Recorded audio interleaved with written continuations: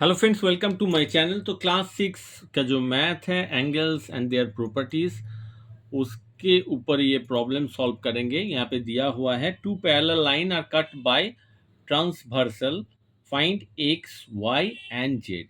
X y and z को आपको find out करना है। तो यहाँ पे क्या दिया हुआ है, देखिए ये जो एंगल है 80 डिग्री दिया हुआ है। इसका मतलब एक्स का जो वैल्यू है ऑल्सो 80 डिग्री होगा। तो angle x equal to 80 degree. क्यों?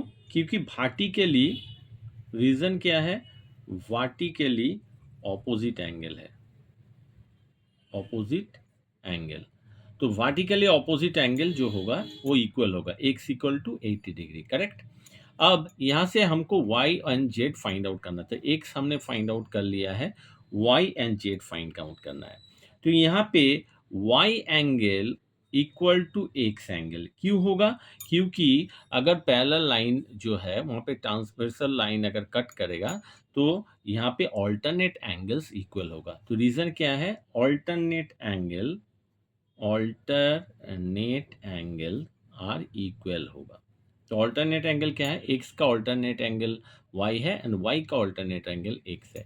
तो y equal to x, that means y equal to कितना मिल गया? 80 डिग्री, करेक्ट। अब फाइंड आउट करना है जेड। तो जेड को कैसे फाइंड आउट करना है? ये स्ट्रेट लाइन है, तो स्ट्रेट लाइन का प्रॉपर्टी क्या है? टोटल एंगल कितना होगा? 180 डिग्री होगा। इसका मतलब है कि हम यहाँ पे लिख सकते हैं, क्या लिख सकते हैं? यहाँ पे और भी आप लिख सकते हैं कि एंगल y जो है, sorry, angle y and angle z जो है ये 180 डिग्री का होगा। तो angle y plus angle z equal to 180 degree, ठीक है।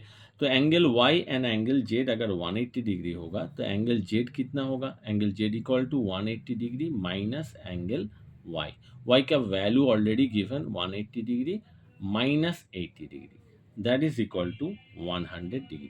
तो यहाँ पे आंसर आपको लिखना पड़ेगा। आंसर x का एंगल कितना हुआ? 80 डिग्री, y का वैल्यू कितना हुआ? 80 डिग्री एंड z का वैल्यू कितना हो गया? 100 डिग्री। तो आंसर लिखना मत भूलिएगा, otherwise 1 marks will be deducted. So friends, hope you understand, hope you like the video. If you like the video, then don't forget to subscribe my channel, like, share and comment.